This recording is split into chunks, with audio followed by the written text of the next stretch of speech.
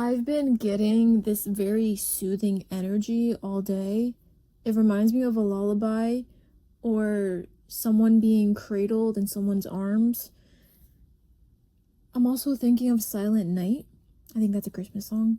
And also, I don't even know the name of the song, but it's like when you're worried and you can't sleep, just count your blessings instead of sheep, and you'll fall asleep counting your blessings. That might be a Christmas song as well.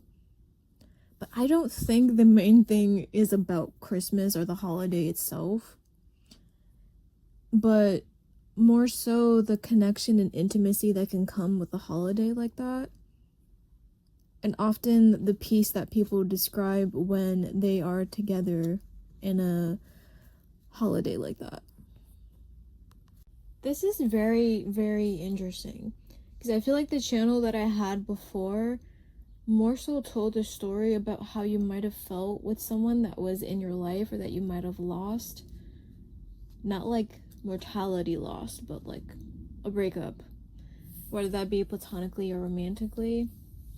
And now with the cards I have, this is like a story of how you feel in the moment because of this heartbreak. I have black noise, stained, and crushed. Now with the crushed card, that's usually about love. This is supposed to be like on the opposite end of when you really get to see someone's true colors and you're crushed by it. But this more so feels like you kind of crushed yourself, if that makes sense. And literally no judgment or offense when I say that, but more that there was a lot of idealism attached to what this person was doing for you, and almost like tunnel vision with how you wanted to look at this person and what you believed about this person. And with the black noise card, this is definitely stemming from some type of trauma response tied to not having stability or security growing up and just kind of craving that in another person. And because they gave you a version of that, I think that's what you clung on to.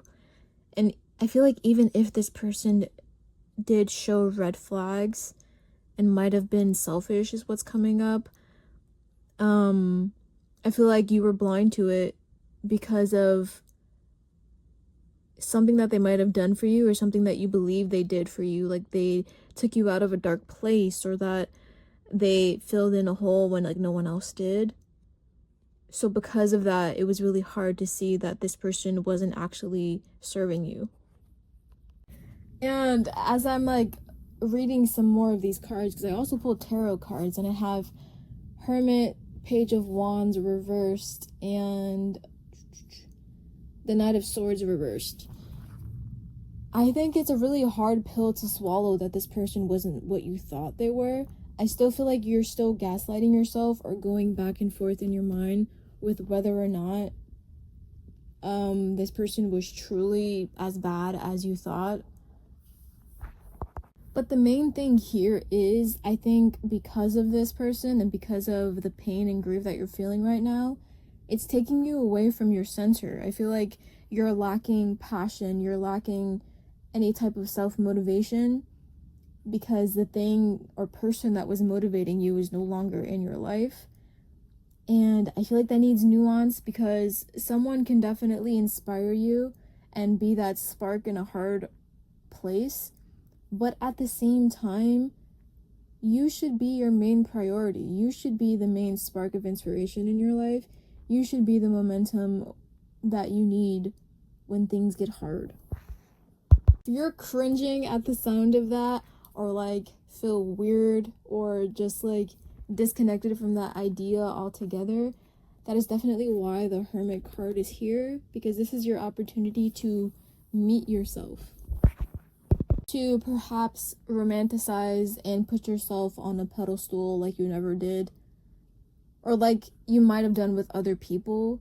And again, with nuance, okay? You don't want to get a superiority complex or a god complex, but what I'm saying is you want to appreciate yourself just as much as you would with anyone else. With a love interest, you should treat yourself that way.